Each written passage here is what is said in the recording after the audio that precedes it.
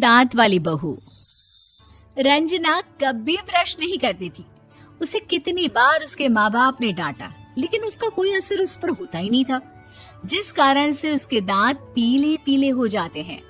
शादी के बाद। अरे बहू, वैसे तो तुझ में कोई कमी नहीं है, पर तेरे दांत इतने पीले कैसे हैं बेटा? कैसे मतलब? कोई सर्जरी थोड़ी ना कराई है। वो तो क्या नाम, मैं ब्रश नहीं करती थी तो पीले हो गए। अब क्या करूं? आप कहें तो लाल करवा लूं या फिर काले? यार ये क्या है, क्यों माँ से लड़ रही हो? लड़ रही हूँ? अरे मैं लड़ रही हूँ या ये बोल रही है कि दांत पीले हैं, पीले।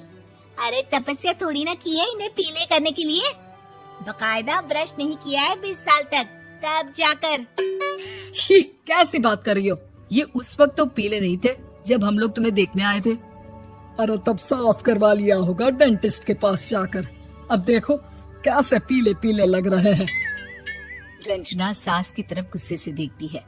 फिर शुरू हो गई पीले पीले पीले।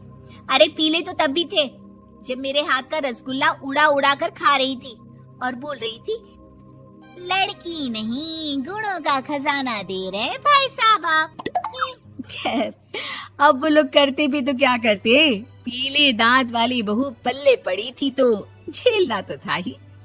एक दिन कीर्तन में रंजना गाना गा रही थी। अरे कमला बहन, माँ का द्वार है, यहाँ तो सब शुद्ध होकर आते हैं, फिर अपनी बहू को ब्रश भी नहीं करवाती तुम। दूर से पीले पीले दांत भक्ति में बाधा उत्पन्न कर रहे हैं। अरे कोई 2 साल के बच्ची थोड़ी ना लेकर आई हूँ मैं बहू बनाकर। अच्छी खासी लड़की है, अरे कैसे करवाऊं ब्रश? ये तो उसे खुद करना चाहिए ना। अब माँ बाप तो इसके जैसे तैसे निपटा दिए, ये नहीं सोचा कि सास कैसे संभालेगी। सास बहू को लेकर घर आ जाती है, लेकिन सोच लेती है कि अब इसे लेकर कहीं नहीं जाएगी। अगले रोज बहू कहती है, अरे क्या हो गया, मंदिर नहीं जाना क्या? कीर्तन का वक्त हो रहा है। मेरी मधुर वाणी से कान्हा जी जागते हैं और सोते हैं। आप तो जानती है ना उनकी भक्ति में कितना मन लगता है मेरा। वो क्या है ना, तबीयत ठीक नहीं लग रही है मेरी, आराम करूंगी मैं। तबीयत ठीक नहीं लग रही? अभी तो मिथुन के गाने पर नाच रही थी आप, और अब बोल रही है कि तबीयत ठीक नहीं लग रही। अरे भक्ति में मन लगा लो सासू माँ, ऊपर जाना है, क्या मुंह दिखाओगी आप? हाँ? सास को बहू की बात पर गुस्सा आ जाता है। मैं क्या मुंह दिखाऊंगी, इसकी चिंता तो ना कर, समझी? अपने मुंह की चिंता कर, जो ये पीले पीले दांत लेकर हर जगह पहुंच जाती है। पता है लोग कितना मजाक बनाते हैं। ना जी ना, मैं नहीं जाना कहीं तेरे साथ। तो ये बात है। कोई ना, मत जाओ, मैं अपने कमरे में ही बैठकर भक्ति कर लूंगी। ऊपर वाला दांत थोड़ी ना देखता है, मन देखता है, भावना देखता है। और अरे बस बस, तू सब कुछ दिखा, बस ये सफेद चमकदार दांत ना दिखाना किसी को, है? जा यहाँ से। बहू को सास की बात का कोई फर्क नहीं पड़ता, वो तो जैसी थी वैसी ही रह जाती है। सुबह नहाकर किचन में खाना बनाना, फिर खाना खाना, कीर्तन भजन करना और सो जाना। एक दिन, माँ जी मैं सहेली के घर जा रही हूँ, शाम को लेट आऊंगी। हाँ हाँ तो जाना, मैंने कौन सा तेरी आरती करनी है घर पर बैठकर। रंजना सहेली के घर जाती है, जहाँ वो पार्टी में जाने की तैयारी कर रही होती है। अरे शिखा, कहाँ जाने की तैयारी कर रही है? मैं गलत वक्त पर आ गई क्या? अरे नहीं यार, उल्टा सही वक्त पर आई है। मैंने ये साड़ी और ज्वेलरी निकाली है यार, शाम को इनके ऑफिस की एक पार्टी में जाना है। बताना कैसा लग रहा है ये सब? नहीं यार, इस ड्रेस के साथ तो वो वाली ज्वेलरी अच्छी लगेगी। हाँ हाँ सही बोल रही है, मैंने ध्यान ही नहीं दिया। वैसे तो हमेशा से मस्त फैशन सेंस रखती है। तो बड़ा जाती होगी ना पति के साथ पार्टी में।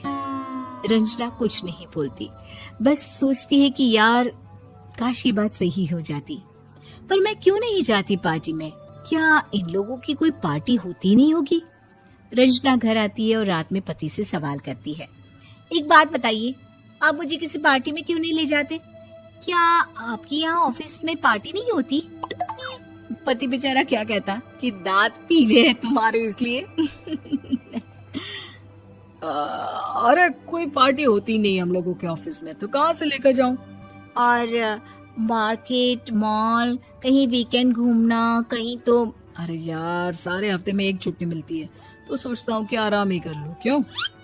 रंजना मन मार के रह जाती है। पहले कभी सास के साथ मंदिर जाया करती थी, लेकिन वो भी सास ने ले जाना बंद कर दिया। घर बैठी बैठी रंजना बोर हो जाती है। तभी उसे आइडिया आता है और वो मायके जाने का सोचती है। सासू माँ, 2 दिनों के लिए मम्मी के घर जा रही हूँ। अच्छा ठीक है, आराम से जा। और हाँ, माँ से कुछ अच्छी आदत सीख कर आना कि कैसे शरीर के हर भाग की तरह दांतों की सफाई भी जरूरी होती है, समझी? शुरू हो गई ना आप। वो लोग आपकी तरह नहीं है कि छोटी छोटी बात का बतंगड़ बना दे। उन लोगों के लिए मैं मायने रखती हूँ, ना कि मेरे पीले पीले दांत। रंजना माँ को बिना बताए उन लोगों को सरप्राइज देती है, लेकिन जैसे ही वो दरवाजे पर पहुंचती है, अंदर देखती है कि घर वाले कहीं जा रहे होते हैं। अब माँ, काश रंजना दीदी के दांतों वाली प्रॉब्लम नहीं होती, तो वो भी हम लोगों के साथ चलती ना बुआ जी की बेटी की शादी में। हाँ बेटा, लेकिन अब उसे कौन समझाए कि उसको उसके पीले दांत नहीं दिखते, लेकिन उसके आसपास के लोगों को कितना एम्बैरेसिंग फील कराते हैं।